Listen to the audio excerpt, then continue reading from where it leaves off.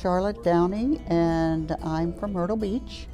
Well, this is the second seminar my mother and I have attended, and I found that Dr. Mike was very informative. His was different.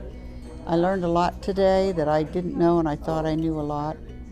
So I'm very pleased. Yes, it was very informative. I thought he was very experienced and knowledgeable, and he had a lot of things on his chart that the other person didn't, so he covered a lot of different areas that I hadn't heard. But I'm very impressed with him.